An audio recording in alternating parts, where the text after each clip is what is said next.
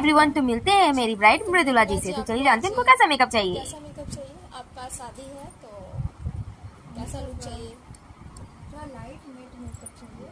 Light चाहिए? हाँ, day time है डे तो टाइम लाइट है, हाँ डे लाइट टाइम ही है तो ले। लाइट चाहिए और मतलब स्वेट प्रूफ चाहिए, वाटर प्रूफ।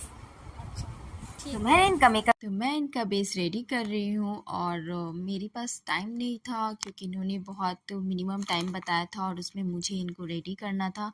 तो मैं फटाफट से इनको रेडी कर रही हूँ और फिर लास्ट में मुझे सुनने में आया कि थोड़ा सा लेट हो रहा है, कोई मंदिर में पहुंचा नहीं है। तो फिर मुझे थोड़ा बहुत एक्स्ट्रा टाइम मिल गया और मैं अच्छे से फिनिशिंग कर पाई, मेकअप, हेयर स्टाइल एंड सब चीज़। एंड फिर थोड़ा बहुत वीडियो भी ले पाई, नहीं तो मैं वीडियो भी नहीं ले पाती क्योंकि बहुत ही मुझे लगा लेट हो जाएगा। तो चलिए, कैसा लगा मेकअप आप लोग ज़रूर बताइएगा। और इतना फटाफट से कंप्लीट किया मैंने मेकअप एंड फिर ब्राइड भी चली गई एंड फिर हम चले गए अपने घर, रेस्ट किया। एंड मुझे रिसेप्शन मेकअप भी करना था इनका क्योंकि सेम डे पे इनकी शादी मॉर्निंग में थी एंड इवनिंग में रिसेप्शन होना था।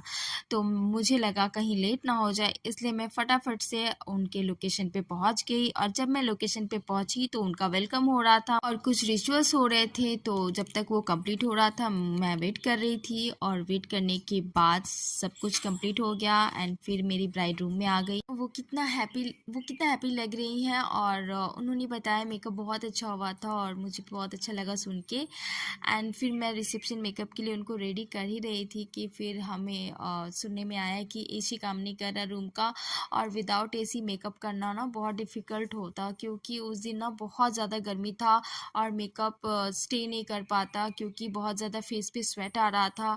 तो फिर हम लोग आपस में डिस्कस वगैरह किए एंड फिर उन्होंने कहा कि चलिए मैरिज हॉल पे ही मेकअप करते हैं जहाँ उनका रिसेप्शन पार्टी था। तो फिर हम वहाँ चल पड़े और जैसे ही हम निकले थे कि वेदर बहुत ज़्यादा ख़राब हो गया था एंड फिर भी मुझे निकलना था, वहाँ पहुँचना था। तो फटाफट से हम उस लोकेशन के लिए निकल पड़े।